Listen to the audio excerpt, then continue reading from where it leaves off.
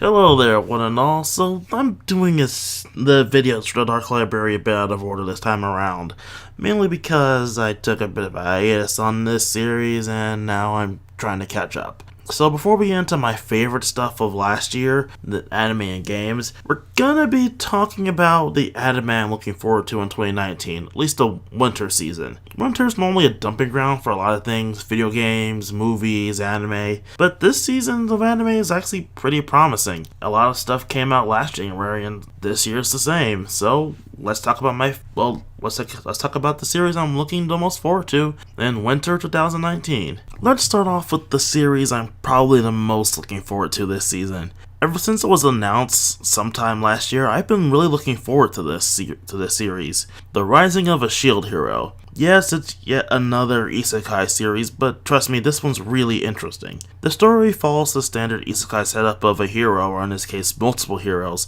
being summoned into a generic fantasy world. The only thing that separates that is the fact that one of those heroes is a shield hero. Though each of the heroes have weapons, sword, bow, and lance. And then of course there's Shield Hero, obviously from the title. So our Shield Hero is named Naofumi Itawa, sorry if I pronounced that wrong. And basically from the onset, he's immediately hated for just being the Shield Hero. Basically the Shield Hero is the one that gets the most shit out of all the heroes. Later on, when he does manage to make a party member who he believes and trusts, they eventually betray him and he's left on his own. Basically because they accuse him of sexual assault and steal all his money and items. So literally left with nothing, Naofumi has no option but to work himself back up to a decent position and train himself to become strong enough to take on the monstrous horde that's attacking the world. And yeah, it sounds like a really dark series, and it is at various points in the story, but it honestly does have its hopeful points. Naofumi himself is an interesting character. He's kind of a giant asshole, but that's why he's really likable as a main protagonist. He's different from the isekai generic nice guy. He's kind of an asshole,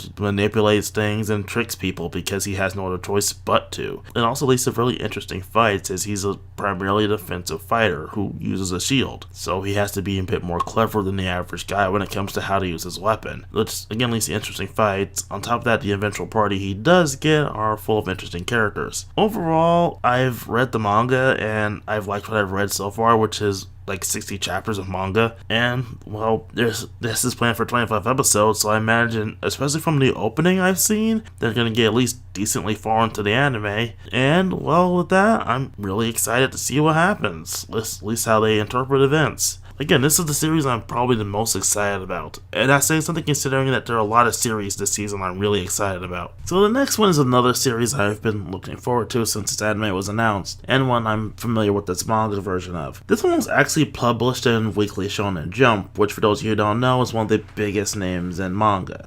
And basically most series that Jump published go on to become really big anime franchises. You know, you have Dragon Ball, One Piece, Naruto, Bleach, My Hero Academia from its more recent successes, and now, hopefully, we have The Promised Neverland. So this is very different from all the previous series I just mentioned, because The Promised Neverland isn't a really big shonen action series. It's more of a sinister thriller horror kind of thing. So our story takes place among a group of orphans who live in a little orphanage called Gracefield House.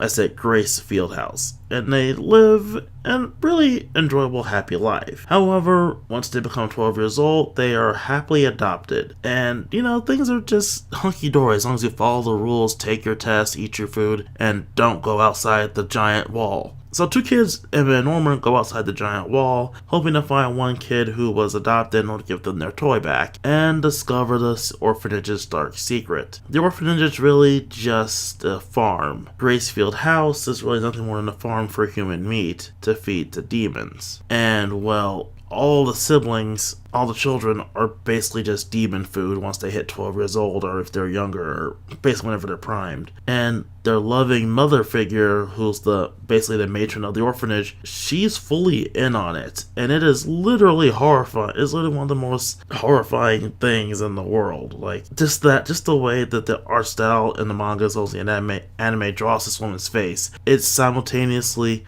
maybe this loving figure and this terrifying, creepy expression that you just know is really horrifying in all the context. This is a really well done thriller series with a lot of mind games. Again, Again, Emma and Norman are the only two who are currently aware of the situation. On top of that, they had to save all their siblings, not just get themselves out, but save all their siblings at the same time. And on top of that, they have their own time limits because they're quickly approaching the time when they become 12 years old. And once that happens, then it's all over unless they can somehow convince the others to, carry on and when they're gone. If you're looking for more of a suspenseful series to watch this one, I highly recommend this one, just based on how good the mind games are and how well the art direction on this series is. Also, it's a pretty good horror piece, and I kind of like me some horror anime every now and then. I'm honestly not the biggest fan of romantic comedies. For the most part, they either frustrate me or they feel like they go on for too long. And it really is annoying with all the false leads and never actually showing the couple as a couple and just showing you them getting together. Like, I'll read it, and if it's well told and it's funny, I'll enjoy it, but it's not really my particular thing. This series is one of the ones I believe is well told, and it's finally gotten this anime adaptation, and that is Kaguya's Love War. That's the English title because I'm not saying a Japanese title.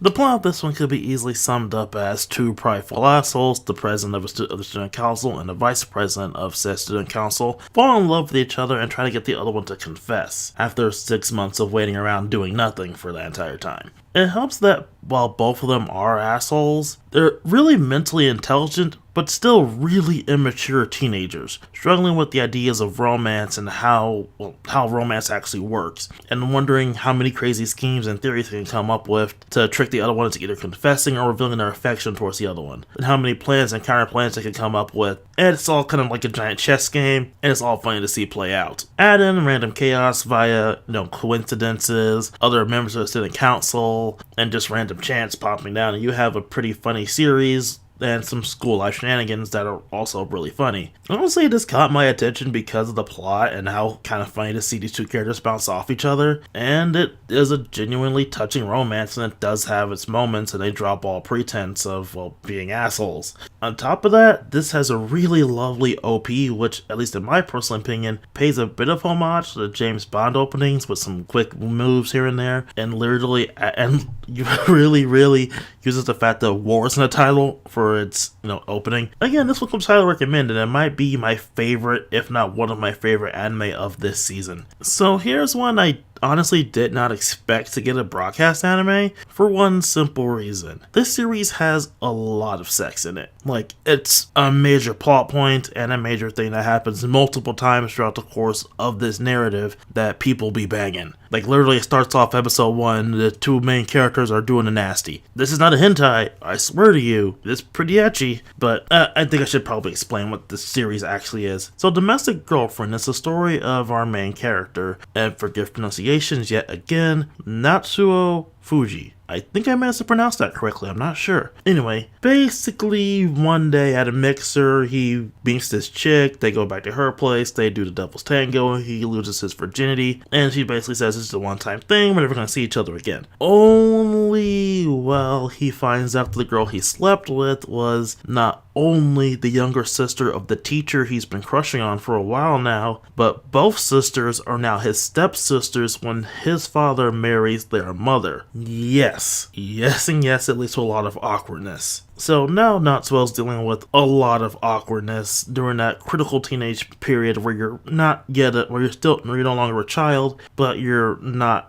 fully an adult as of yet. And he's basically trying to do his hardest to become an adult, which is why he has sex in the first place, while dealing with these romantic issues, being in love with his teacher, who's now his sister, and dealing with the fact he slept with the younger sister, and how she's developing feelings towards him. This is a really interesting plot, and I've read the manga for this, and oh boy, there'll be a lot of sex in it. And I'm honestly surprised it managed to get a TV broadcast anime, because I swore if it ever got an anime, it'd probably just be an OVA special, but no, it's TV broadcast, at least 12 episodes. I'm really surprised this exists. I'm happy it does, though. And it's here, and I really do want this to be a really good adaptation of this manga, because I do like the manga, I like the storytelling, I like the characters. It's a really well done drama that doesn't shy away from the sex, which most anime and manga tend to try to shy away from the sex. No, this one just dives headfirst into the sex. I keep saying that, but it's true, there's a lot of sexiness, so if you don't like sex, it's going to be a lot in here. If you're looking for a bit of more spicy drama in your anime, I do recommend this one, but I honestly recommend the manga more because I don't know if the anime is going to keep all the sex in, especially considering that sex is a major plot point for several different parts of this storyline. I keep saying that, you don't believe me, trust me, it happens a lot. And now it's time for one of the oldest staples in anime, the harem series. And this season brings us the quintessential quintuplets. That's a lot of Qs. So, what is this series about? Well, obviously from the title you can tell this series is about 5 sisters who are quintuplets, and our main character Futaro Usugi, again, forgive me for pronunciation issues. Anyway, Futaro takes on a position of a tutor to these 5 sisters, who were all basically like one failing grade away from flunking out of high school. Which, I remind you, Japanese high school is basically American college and it's voluntary, not really something you have to do, so it's pretty weird that these guys are flunking out. However, each one of the sisters is either too prideful, doesn't care, or just doesn't want to get involved with Futaro to ask for help. So Futaro has to try his hardest to become each of the girls' tutor, while becoming closer to them as a result of trying to get them to let him teach them. As for a bit of a bonus, the plot also involves a flash forward. Well, the entire story might actually be a flashback from this point of the flash forward to a wedding where Futaro is getting married to one of the sisters that we don't know which one of the sisters it is because they all have the same face. So yeah, we don't know which sister's getting married because they all have the same face, and the bride doesn't talk, so we can't really find out which one it is either. Honestly speaking, as far as harem series goes, this is a pretty interesting setup. We've had harems where 1 or 2 girls were sisters or were twins, and so the main character had to struggle with that, but the entire harem to be comprised of all girls who are identical to each other, well, it might have been just a lazy excuse for the artist not to draw multiple faces. It does ultimately work for this story, because, they all look the same, so it does lead to a lot of the whole twin switching dilemma stuff. It's also a whole flash forward showing us that one of the girls will eventually get married to Futaro, and then finding out, the story about leading up to which one of them will get married, how they fell in love with each other, stuff like that. This is an honestly interesting setup for a harem series, and a bit of a mystery series at the same time, but it ultimately works out. On top of that, despite them being quintuplets, which honestly in most series where the characters are twins, the twins have a similar personality, if not the same personality, or have completely different personalities. In this case, they all have different varying personalities, but you can tell that, they're still siblings and sisters and all that kind of stuff. On top of that, this series really likes to throw the importance of family up in there, because the girls I wonder if we're growing apart as we get older, or Futaro, his main motivation being his family, and especially his younger sister, Reiha, was a major character. And yeah, this series has a lot of, family and all that kind of stuff in it, which is surprising for a harem series. And it is not really strong in the fan service. It does have fan service, mind you, but it's not like super in your face with it. On top of that, Futaro's a really interesting protagonist. He's not the standard self-insert character where you have to just throw yourself into the role to make the plot interesting. He has a personality, he's a bit of a prideful jackass, which often gets him into trouble with the girls in question, and it's an enjoyable personality to see work off the other sisters. As far as harem series goes, I honestly really recommend this one. It's a really well done story, really well done characters, and it's a really well done harem series. When honestly, last season had a lot of terrible harem, let's be honest, last year had a lot of terrible harem series. So yeah, this one's actually pretty good, and I refuse to say the title again because that's too many Qs. And now it's time for the classic Season 2 corner, where we talk about the various shows that are getting their second seasons for this, season. Starting off with an unusual choice, we have Boogie Pop and Others. While technically not a Season 2, this is a new work of an old franchise. Boogie Pop in particular is the grandfather of all light novel anime adaptations. And despite that dubious title, it's still pretty good, and this is actually a straightforward adaptation of the original light novel source material, unlike the original anime, which was more of a sequel to that series. Kinda weird going. But anyway, Boogie Pop's back, baby, and it's pretty good. Kakegurui Season 2, the return of crazy faces and girls that get off gambling. Thank you. I can't believe I said thank you. But yeah, Kakegurui's back. I'm really happy to see this season. Gotta wait for it to go on Netflix, which will be like the rest of the year, but still happy that this exists. I'm happy Kakegurui's taking off. I really do love how well animated the faces are for what's ultimately a gambling series, and not even really a good gambling series, as the anime Pope likes to point out. But still good to see Kakegurui back. We have Date A Live Season 3. Dead Alive returns for its third season and promises to bring more of Best Girl Kurumi. Knowing what happens in the light novels, some stuff's gonna go down later in this arc. Hopefully, we'll get that stuff that's really interesting in the later part of this story, which I don't know if we're actually going to have time to get into, but I do hope we get into it because we're interested. Because we're doing the whole thing with the witch, who's an okay character, but I'm more interested in stuff that happens with other characters later on. And I'm saying that full well knowing the stuff that happens in a light novel. Honestly, I'm just happy to see more of Kurumi and the Dead Alive crew yet again. This is probably one of my favorite harems, but still a pretty fun harem series. And we finally have Mob Psycho 100 Season 2. Thank Christ Mob Psycho got it Season 2. I was kind of hoping One Punch Man Season 2 would be out by now, but I'm honestly happier that Mob Psycho Season 2 is out with the same production staff and everything. On top of that, its OP is somehow even better than Season 1's OP, which I didn't think was possible. And it also relies a lot on visual overload. My god, that opening shot is just fantastic. If you don't know what I'm talking about, look up Mob Psycho Season 2's OP. It's really good. And that's the end of Season 2 Corner. And that, my friends, are all the anime that I'm looking forward to and are majorly watching for this season. If I hear good buzz on the other anime that are new, I might pick them up and drop them, so on and so forth. But, right now, in this time and place, those are the series that I'm, watching currently / am really enjoying currently. Overall, it's a pretty decent season of anime. Not the best season, not the worst season. Got a lot of good titles out. Got a few that might surprise me. I'm kind of waiting to see what the buzz on Kemono Friends Season 2 is. Considering the staff changes that happened on that series, I'll be really, really interested to see if it's going to be as loved as the first season, as well as new animation style, which is somehow slightly more off-putting than the original animation style for Kemono Friends, which I didn't think was actually possible. No, there might be some shorts and OVAs coming out this season. I hear that they're getting another Wolver Velvet special for Fate Go, which, I kind of do like the character of Wolver, considering the stuff that happened in Fate Zero. I'm curious about the new Rage of Bahamut spin-off thing. It's a sequel to the last Rage of Bahamut anime, I think. Not 100% on that, considering how these are very loosely sequels to each other. But I am kind of curious about that. Aside from all that, it's a pretty good season of anime.